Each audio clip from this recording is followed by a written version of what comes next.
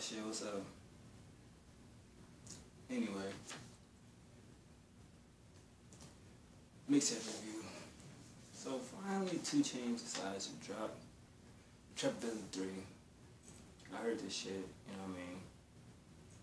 I didn't honestly know what the fuck to think about this shit, cause I'm like, He didn't drop his 3rd album, Boats 3. We still waiting on that shit. We didn't see 2 Chainz, you know, drop Trap-A-Velli 1 and 2 when he was Titty Boy.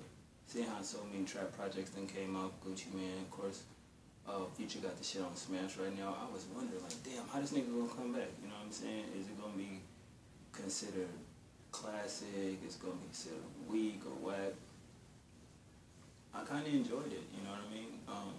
Trap-A-Velli 1 came out January 2nd of 2009. Then the following year, he dropped Trap-A-Velli 2, August 10th, 2010, but under the moniker, you know, Titty Boy. And then we get 2 Chainz, you know, did the whole name change thing, did the whole mixtape circuit under that name. And we got Trap-A-Velli Trey, which dropped the 13th. See, I'm on the West Coast. It dropped on the 12th, but on the East Coast, it's already the 13th, so it is what it is. But it got 16 tracks, 15, you know, with the intro. Features, you got Wiz Khalifa on this joint, Young Dolph, Cap One, Schoolie, Betty Idol. He kind of kept the features, you know, limited. I kind of thought he would have Wayne on there or some shit like that, but Jeezy, T.I., somebody, you know what I mean?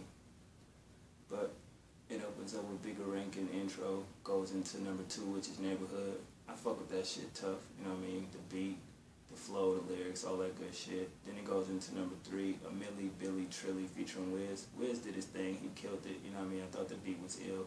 2 Chainz was cool as well, but Wiz just, you know, spazzed on that shit. I'm like, damn, why this nigga couldn't do this shit on 28 grams? You know what I mean? Trap Wiz type shit, but I'm definitely looking forward to Wiz Rolling Papers 2. I think that shit gonna be legendary, because the first one was classic to me.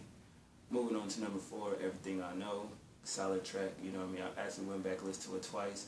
Definitely a good joint. Moving on to number 5, Watch Out. This was the first single that he put out. In that first listen, I was like, man, that's kind of weak. You know what I mean? 2 Chainz came, you know, back kind of, you know what I mean? But the more I listen to it, the hook is weak, no bullshitting on that. But I got an OG Mako vibe from that shit. I don't know really what it was. I mean, it's a cool anthem or whatever, but I just felt like, nah, you know, he came better than that. You know, seeing how he had Spin It. You know what I mean? Y'all remember how crazy that was when it dropped, but it is what it is. Moving on to number 6, BFF. Zaytoven produced a lame track. Like, for a Zaytoven beat, it wasn't even that crazy. I don't know if it's just a vibe with him and them too, but, I mean, it was just different. You know what I mean? It didn't really sound like a Zaytoven beat, and I looked like, oh shit, Zaytoven did this? I mean, that song was okay. Moving on to number 7, I Feel Like, featuring Kevin Gates. I didn't even know that was Kevin Gates on the fucking hook, and I'm like, where Kevin Gates on this joint at? You know what I mean? But he on the hook.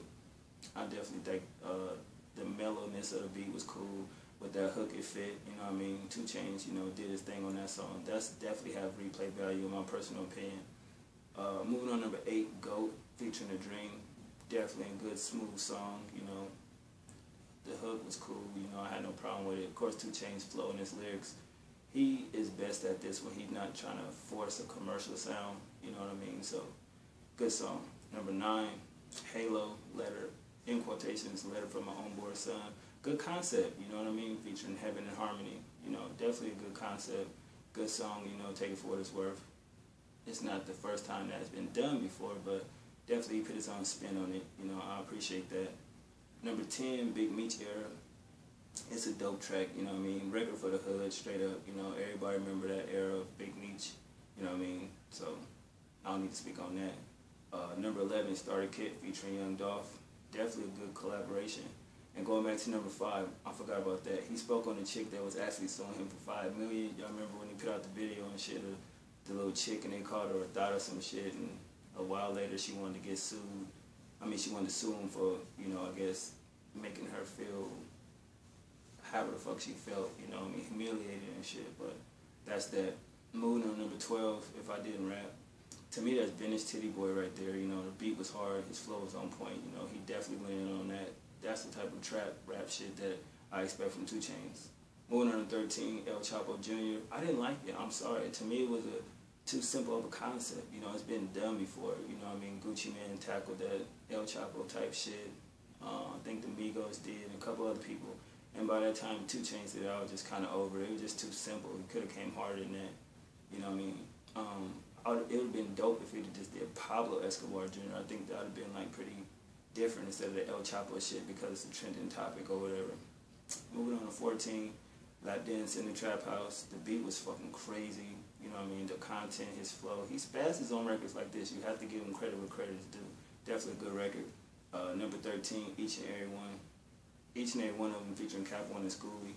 You know, catchy as fuck. Of course, Cap One stole the show to me. He is a dope rapper. I don't give a shit how people make fun of his age. He's just a dope rapper. You know what I mean? Schoolie did his thing.